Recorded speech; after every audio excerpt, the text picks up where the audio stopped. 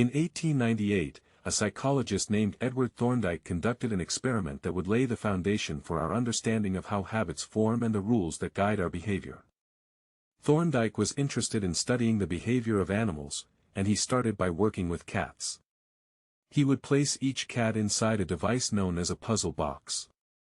The box was designed so that the cat could escape through a door, by some simple act, such as pulling at a loop of cord, pressing a lever, or stepping on a platform. For example, one box contained a lever that, when pressed, would open a door on the side of the box. Once the door had been opened, the cat could dart out and run over to a bowl of food. Most cats wanted to escape as soon as they were placed inside the box. They would poke their noses into the corners, stick their paws through openings, and claw at loose objects. After a few minutes of exploration, the cats would happen to press the magical lever, the door would open, and they would escape. Thorndike tracked the behavior of each cat across many trials. In the beginning, the animals moved around the box at random. But as soon as the lever had been pressed and the door opened, the process of learning began. Gradually, each cat learned to associate the action of pressing the lever with the reward of escaping the box and getting to the food. After 20 to 30 trials, this behavior became so automatic and habitual that the cat could escape within a few seconds. For example, Thorndike noted, Cat 12 took the following times to perform the act: 160 seconds, 30 seconds, 90 seconds, 60, 15, 28, 20, 30, 22, 11, 15, 20, 12, 10, 14, 10, 8, 8, 5, 10, 8, 6, 6, 7. During the first 3 trials, the cat escaped in an average of 1.5 minutes. During the last 3 trials, it escaped in an average of 6.3 seconds. With practice, each cat made fewer errors and their actions became quicker and more automatic. Rather than repeat the same mistakes, the cat began to cut straight to the solution. From his studies, Thorndike described the learning process by stating, behaviors followed by satisfying consequences tend to be repeated, and those that produce unpleasant consequences are less likely to be repeated. His work provides the perfect starting point for discussing how habits form in our own lives. It also provides answers to some fundamental questions like, what are habits? And why does the brain bother building them at all? Why your brain builds habits. A habit is a behavior that has been repeated enough times to become automatic.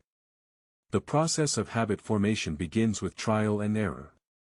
Whenever you encounter a new situation in life, your brain has to make a decision. How do I respond to this? The first time you come across a problem, you're not sure how to solve it.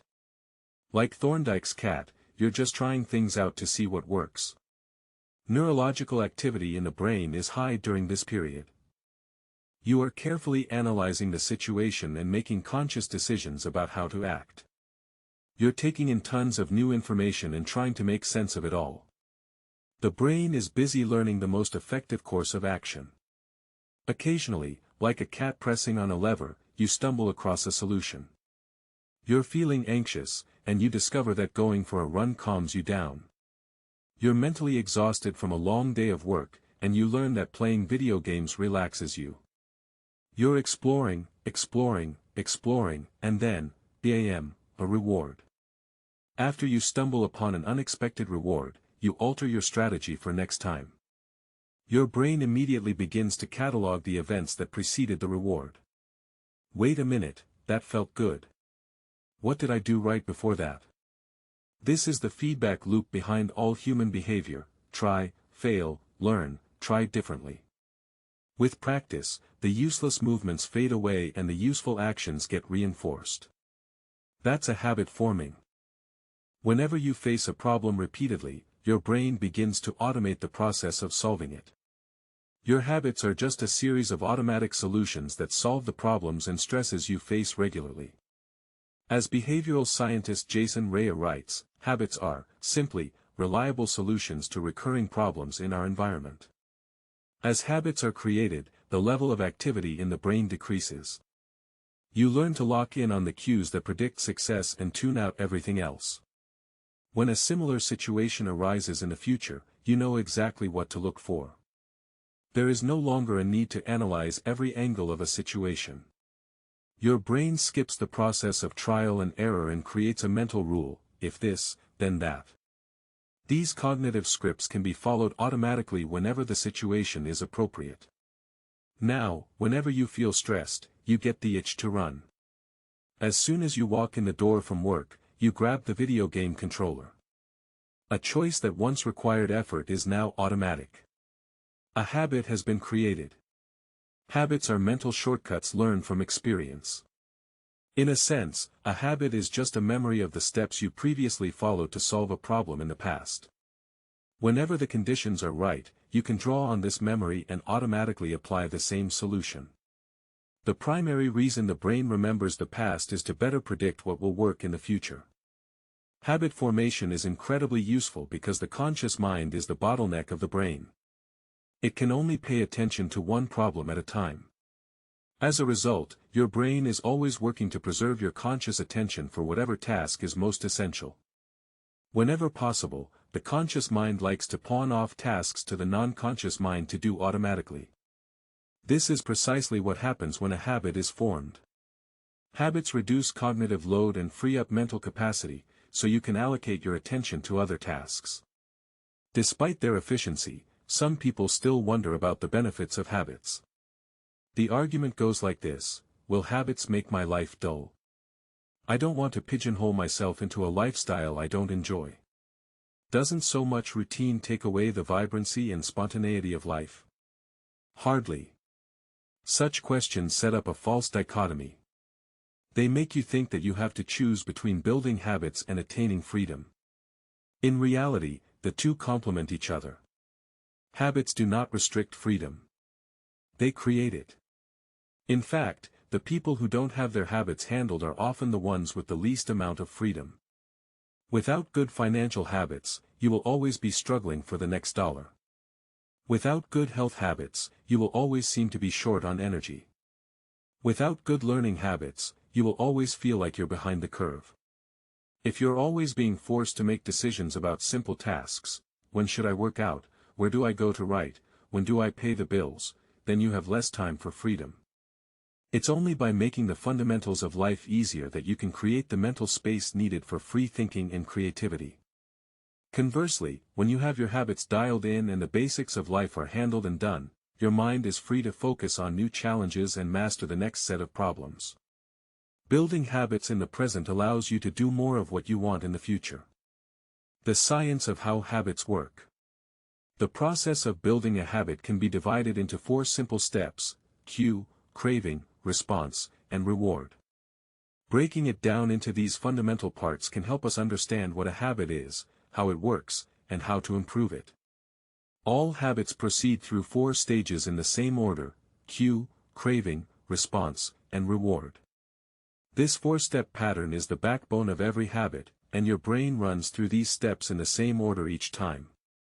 First, there is the cue. The cue triggers your brain to initiate a behavior.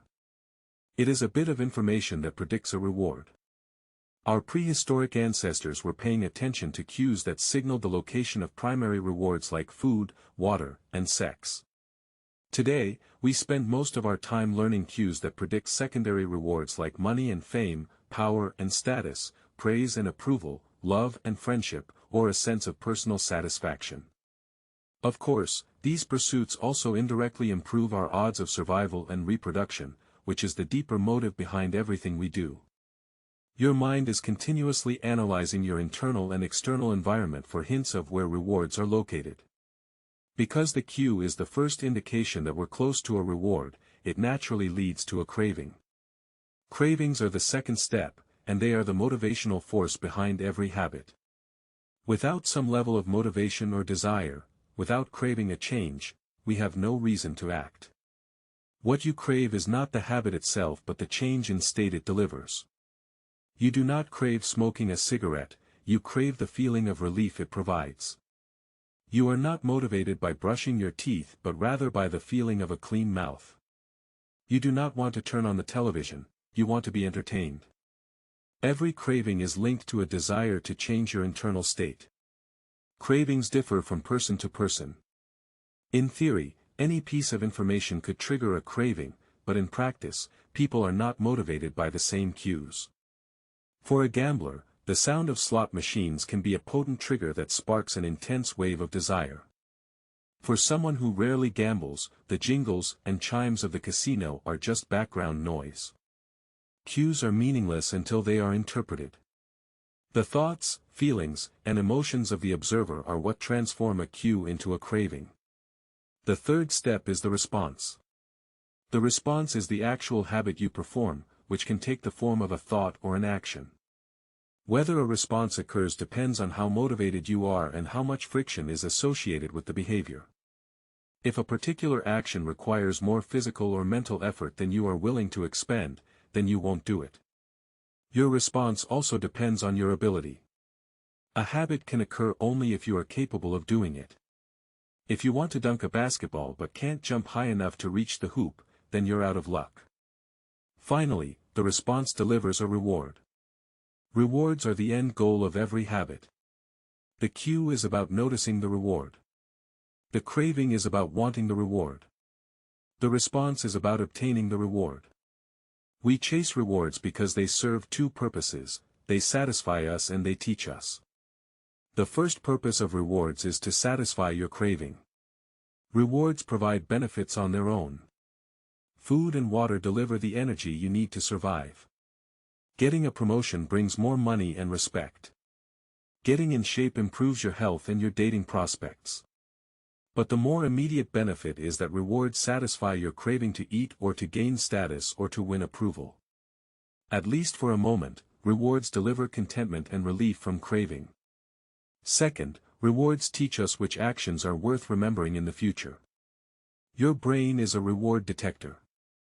As you go about your life, your sensory nervous system is continuously monitoring which actions satisfy your desires and deliver pleasure. Feelings of pleasure and disappointment are part of the feedback mechanism that helps your brain distinguish useful actions from useless ones. Rewards close the feedback loop and complete the habit cycle. If a behavior is insufficient in any of the four stages, it will not become a habit. Eliminate the cue and your habit will never start.